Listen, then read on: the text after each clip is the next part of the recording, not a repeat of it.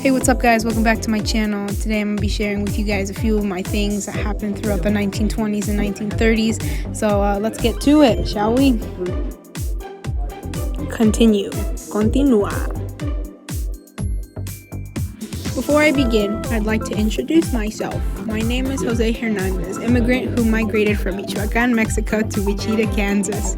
My life has definitely been a roller coaster full of emotions. I have two amazing boys, Matias and Angel. I've raised them since birth along with my esposa tan hermosa, Angelina. I'm 21 years old and my wife is 20. I'm not the brightest man out there, but know my ways around the field that I crop and earn a bit of money from it by my landowner. Now that you know more about me, join me and read my entries. Before we begin, make sure to hit that like and subscribe. New Year! I wish I could say that this is the year where things would change, but it's not even starting out right at all. Instead of enjoying the second day of the new year, we're here worrying about our lives and whether or not we're going to be here. What's the cause of all of this? Communism. I really don't understand the topic very much, and I may not be someone so important to this economy and society, but this is starting to get serious. Finally, after years of working, I now may get to earn the same as a doctor or a store owner. I may get to give my children the life they deserve. Now, when I see a wealthy person in the streets, I won't get nervous. I won't have to hide from them or think that I'm not worth it. We're finally going to be treated as regular people. Regardless of gender, we should all be treated with the same amount of love and respect. As the Bible once said, "For he himself is our peace, who has made the two groups one and has destroyed the barrier, the dividing wall of hostility." Oh God, is it cold? I'm freezing. But guess what?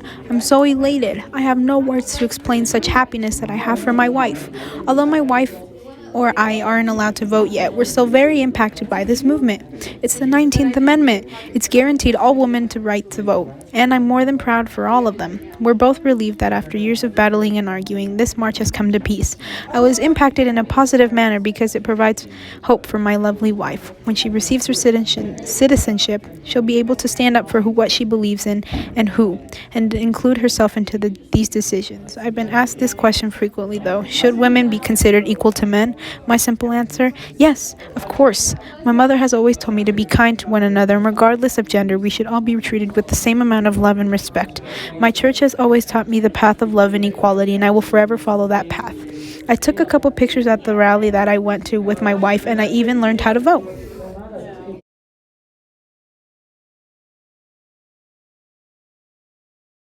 I'd like to think that this was a good thing for our country, but in reality, it was horrible for my family and I. The amount of hours I now have to put into buying something simple such as beef or a loaf of bread, it's starting to get difficult. It's even difficult being able to write in my diary every day. I'm using my child's pen because I can't afford to buy another black inked one. I'm starting to think that I won't be able to buy a new diary either. I don't know what else to think anymore. I can't expect prices to stay the same. Consumerism? I think that's what it's called. A couple days ago, for example, my youngest son, Matias, is turning 2 tomorrow. My little boy is starting to grow up so quickly, and I wished for a stuffed bear. I went to the store a couple days ago expecting that I'd have enough money saved up to buy my son his bear. At the time, I realized that they were only 76 cents. Today, as I was walking closer, the price had rose extremely to 87 cents. I couldn't do anything about it, and now that stores don't bargain or rationalize prices with anyone, I got him a Tom Tinker toy instead for 63 cents and a few other groceries. All that hard-earned money to satisfy my son, and I couldn't buy it. Am I doing enough for them? This is really beginning to worry me. How in the world does a government not intervene with these businesses? I saw it today on the newspaper. It's called the laissez-faire economy, stating that the government would let businesses and companies run their own course of actions without stepping in. What if those businesses are providing my children and wife food that isn't consumable? These companies are starting to raise the prices tremendously, and I'm starting to panic. Consumerism is already on the rise. Now this, instead of improving, we're becoming worse and worse by the day. What's the point in a government if they're not going to involve themselves into production? What are they even up to at this point? What's the point in even voting anymore if they're not going places? There's no such thing as justice anymore. These businesses are convincing and continuing to rise their prices without a care in the world. They're profiting from it and instead of equally benefiting from it. If I ever needed things, I wouldn't have even considered buying them at all. I finally managed to buy a pen, but that's the least of my concerns. The Dust Bowl? I'm speechless.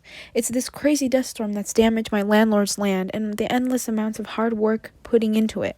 There's been no water, no rain, nothing. I'm still here in Kansas, but my wife has convinced me to move to California. Besides, there may be better working conditions and opportunities, right? I heard California has plenty of cropping jobs. Maybe I can get one of those.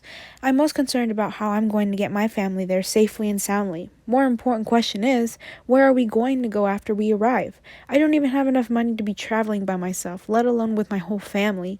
I'll have to make it up somehow. We're starting to pack up and plan on leaving tomorrow early morning. All of these years living in this shed, it's become so close to my heart.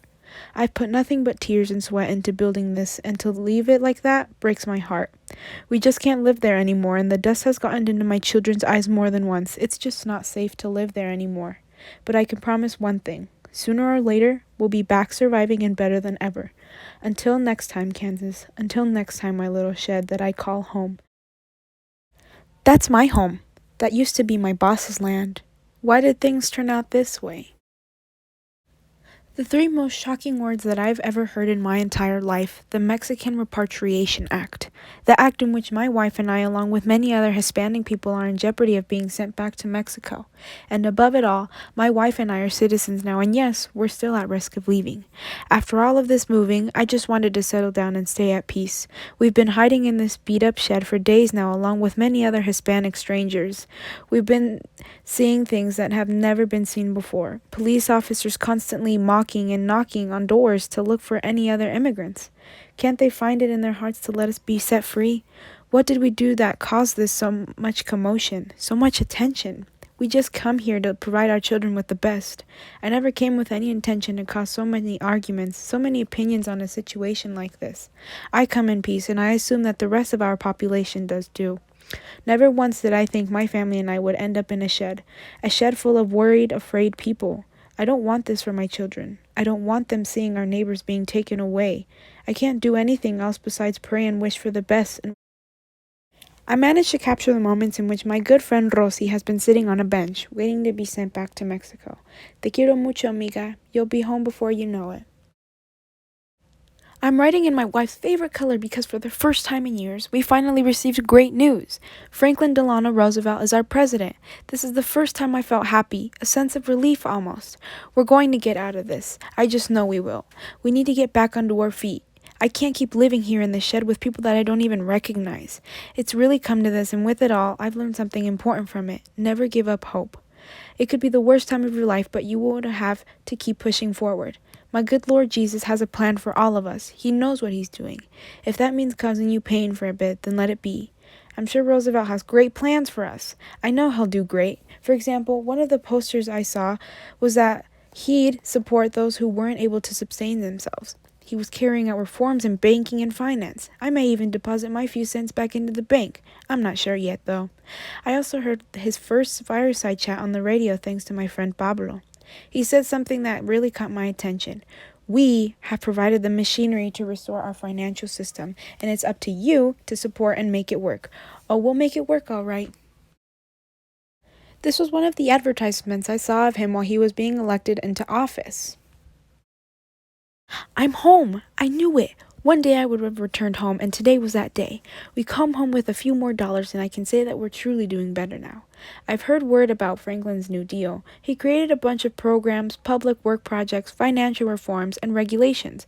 One of which that really helped my family and I was the Federal Emergency Relief Administration.